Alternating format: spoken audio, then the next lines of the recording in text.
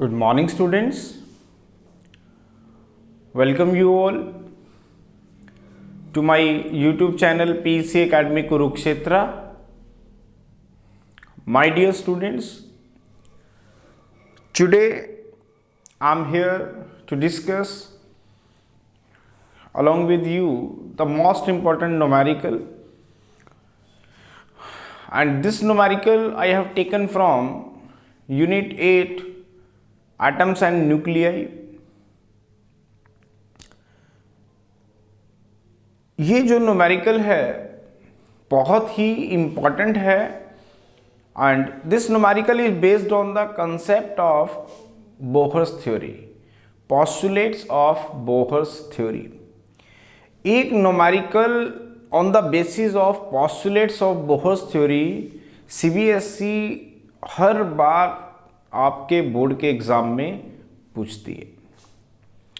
तो कैसे इस न्यूमेरिकल्स को सोल्व किया जाता है आज मैं इस वीडियोस के थ्रू आपको समझाऊंगा और जल्दी ही ये वीडियो आप तक शेयर कर दी जाएगी.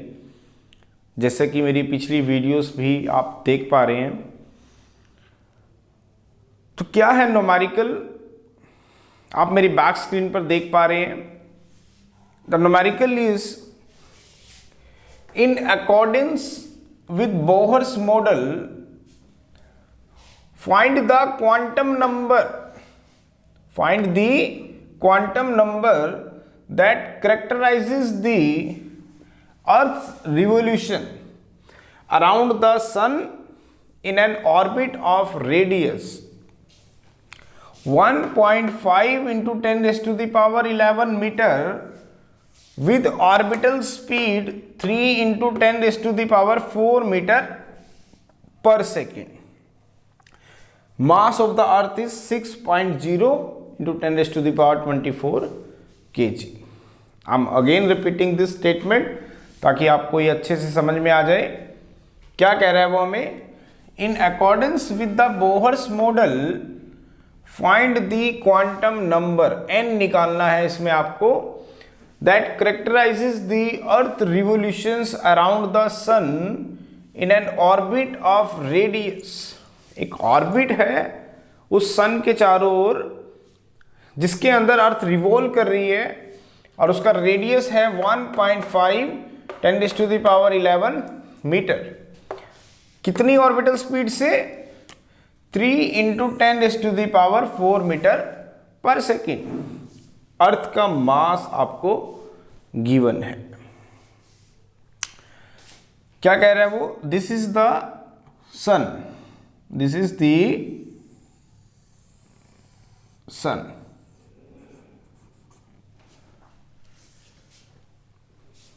अर्थ रिवॉल्व कर रही है around the sun and this is the earth which is to be revolving around the sun. इस सन के चारों ओर वो क्या लगा रही है, चक्कर लगा रही है. This is the sun.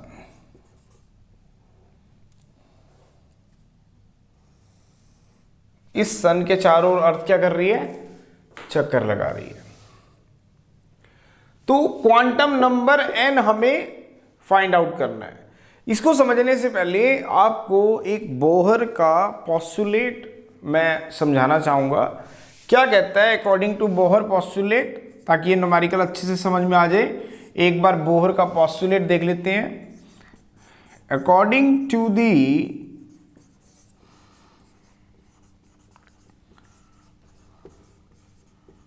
Bohr's postulate, क्या कहता है वो, electron can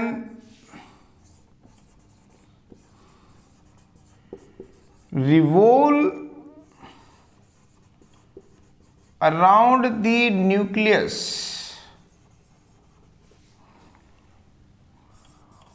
only in certain discrete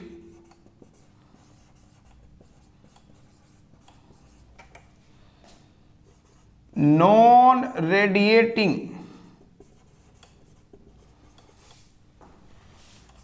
orbit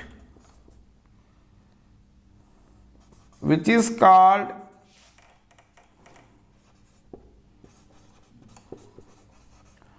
stationary orbit.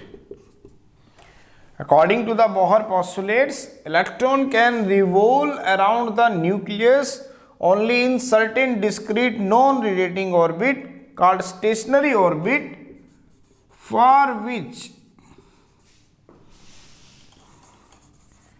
the total angular momentum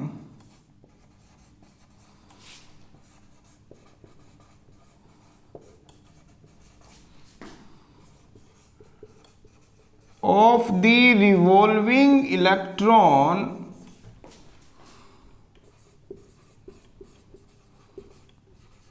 is integral multiple of the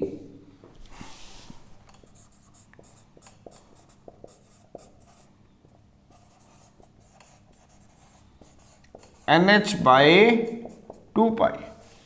उसने क्या कहा हमें?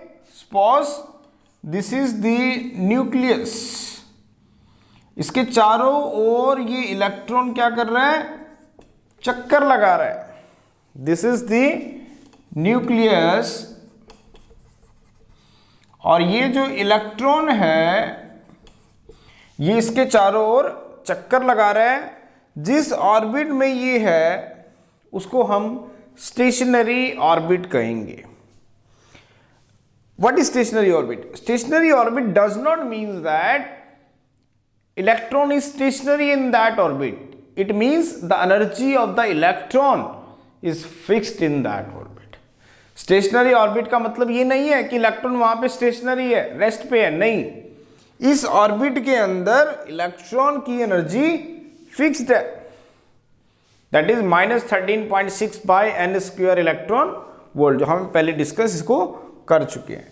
तो उसने कहा था कि जब भी एक न्यूक्लियस के चारों ओर एक इलेक्ट्रॉन एक ऑर्बिट के अंदर चक्कर लगाएगा स्टेशनरी ऑर्बिट में, तो उसके द्वारा जो एंगुलर मोमेंटम प्रोसेस किया जाएगा दैट इज mvr, वो होगा NH by 2 pi, means integral multiple of h by 2 pi.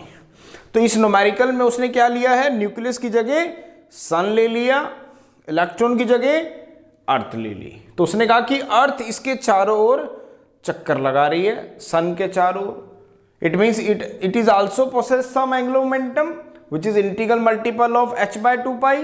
तो वो कह रहे हैं कि एक अर्थ जो है जो चक्कर लगा रही है उस ऑर्बिट में, उस ऑर्बिट का रेडियस आपको गिवन है। इट मीन्स r आपको गिवन है, दैट इज 1.5 इंटू 10⁻11 मीटर। मैंने मान लिया कि ये जो इस ऑर्बिट का जो रेडियस है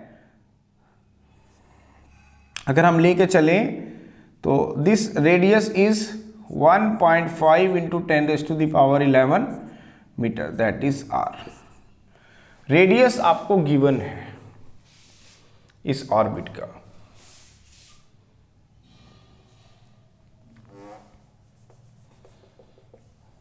रेडियस क्या है? आपको गिवन है।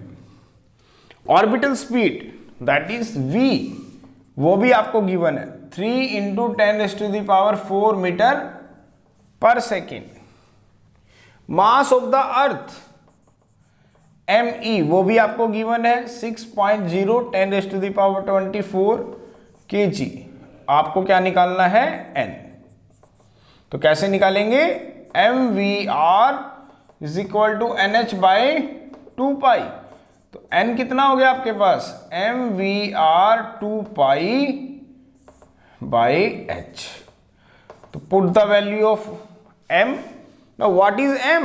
That is the mass of the earth, 6.0 into 10⁻24 kg। Now what is v? What is v? That is the velocity, orbital speed, 3 into 10⁻4 meter per second। Now what is r?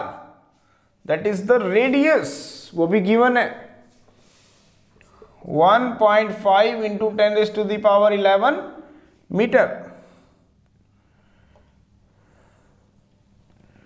Multiply करें आगे। Now into, इन सबको multiply करेंगे। Now what is 2 into 2 into 3.14 divided by h is the Planck constant having the value is 6.623 into 10 raised to the power minus 34 joule second. दोबारा देख लें, Bohr का second postulate मैं use कर रहा हूं यहां पर, जिसने हमें कहा था an electron can revolve in a certain discrete non-radiating orbit called stationary orbits for which the total angular momentum of the revolving electron is integral multiple of h by 2 pi। mvr is equal to nh by 2 pi। n निकालना है यहां से हमें, तो n क्या denote कर रहा है? Quantum number that characterise the earth revolution around the sun, that is m, mass of the earth. Mass of the earth आपको गिवन है 6.0 10 raised to the power 24 kg। Now what is v? That is the orbital speed, वो आपको given है 3 into 10 raised to the power 4 metre पर second. What is r? That is the orbital radius, that is 1.5 10 raised to the power 11 metre. 2 into pi, pi कितना है? 3.14। Now what is h? That is the Planck constant. Planck constant is 6.623 into 10 raised to the power minus 34 joule second. तो after solving this, अब ये सारी values आपने इसमें put कर दी। अब इन वैल्यूज को जब आप सॉर्ट आउट करेंगे तो वैल्यू आपके पास आएगी, हमने सारी वैल्यूज को इसमें पुट कर दिया। तो after putting all the values, the value of n comes out to be 2.56 into 10 raised to the power minus 74। कितनी आएगी? 2.56 into 10 raised to the power 74। 34 minus का ऊपर जाएगा तो प्लस का 34, तो value comes out to be 2.56 into 10 raised to the power 74। So this is the complete discussions about this numerical which is based on the postulates of Bohr theory। तो इस तरह के जो न्यूमेरिकल्स हैं जो कि बोहर पोस्टुलेट्स के ऊपर बेस्ड हैं, सीबीएसई बहुत बार आपसे एग्जाम में पूछ लेती है। तो कैसे करना है इसको न्यूमेरिकल को सोल्व, मैंने इस वीडियो के थ्रू आपको समझाया। जल्दी ही ये वीडियो आप तक शेयर हो जाएगी। So at last my dear students, again I am saying, if you like my videos, like my efforts, like my work, then please don't be forget to subscribe my channel and share my videos maximum to your friends, your colleagues, so that they can also take the advantage of this video and clear her concepts in a simplified way। तो अंत में मेरे प्यारे विद्यार्थियों, अगर आपको मेरा काम, मेरे एफर्ट्स, मेरी मेहनत, मेरा चैनल अगर आपके कंसेप्ट को सोल्व करने में आपकी हेल्प कर रहा हो, तो प्लीज़ मेरे चैनल को सब्सक्राइब करना ना भूलें और मेरी वीडियोस को ज़्यादा से ज़्यादा शेयर करें ताकि बाकी बच्चे भी इस वीडियोस का फ़ायदा उठा सकें और अपने कंसेप्ट को अच्छे से, अपनी प्रॉब्लम्स को दूर कर पाएँ। धन्यवाद।